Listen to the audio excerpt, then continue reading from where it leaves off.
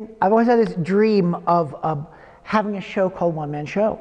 And this is really true. So it happened, it's now 26 years ago that I was having a one-person show.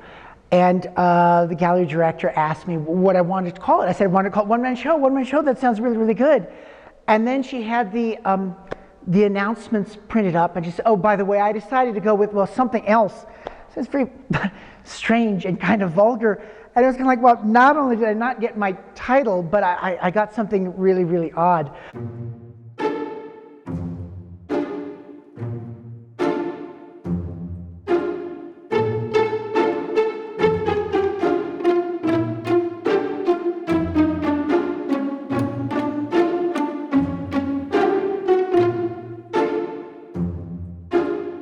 One Man Show not only refers to the fact of all of the characters being created by the same person, but suggests the process of sort of a laborious, time-consuming process of putting together fairly complex pictures.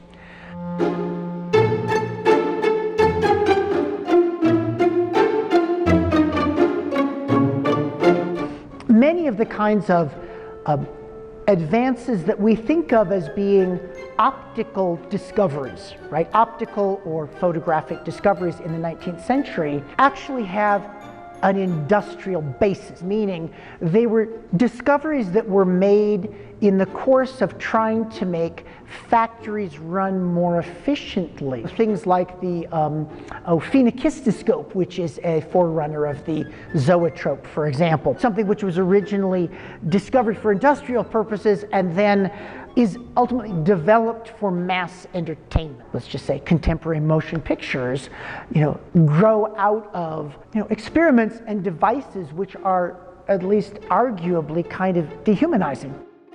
There is a strong element of, I guess, self-deprecation, definitely humor. So a lot of the pictures, not all, but I'd say a lot of the pictures have a humorous element, and if nothing else, I want the humor to kind of drive people on, where they look at lots and lots of individual details. Lacan and Baudrillard are two very important figures when you're talking about sort of a fundamental transformation or evolution of the gaze, particularly as it relates to representation. I know that many people will look at them, appreciate them, enjoy them perhaps, on an entirely humorous level, at the level of entertainment. I still believe that for those people who want to delve a little deeper, look closer, look at the different kinds of relationships that are set up, particularly with respect to subject and object, meaning the looker and the person, the thing looked at. A person who looked at that a little bit more deeply might see connections with people like Lacan and Baudrillard. Working for Bill, it's taught me a lot about patience, is what I'll say. Bill goes through hundreds of little tiny corrections. I'll get like email instructions that will say, make this tiny area 2 points bluer. And then I'll get that email about 15 times.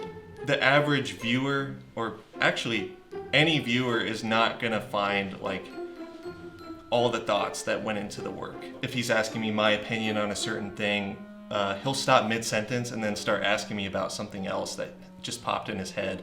Bill's mind is kind of like always going. One of the things that I hope the viewer will get is a sense of the connection between different bodies of work which seem very different. So on the one hand, you have right behind me a turntable. There'll be several pictures created with a turntable. There will be a number of very complex stage scenes wherein I'm playing all the characters, and there'll also be the recent books. I think when they're all together, people will be able to see that all of them are substantially puzzles that the viewer is supposed to figure out. Very, very complex kinds of conceptual games, if you will. People who look at them longer, read the whole stories, look very carefully. I hope they'll be rewarded. I think they'll very often see direct connections, correlations between the books and the stage scenes.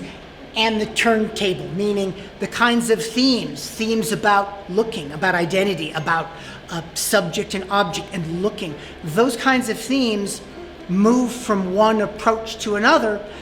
I'd like to think that they kind of amplify each other, that they kind of bounce off each other in a way which is really interesting. But this will be the first time that all of those different approaches are together in the same show. All of those kinds of things provide little teeny clues for the viewer who deserves to be rewarded because they're willing to spend a half hour with the picture.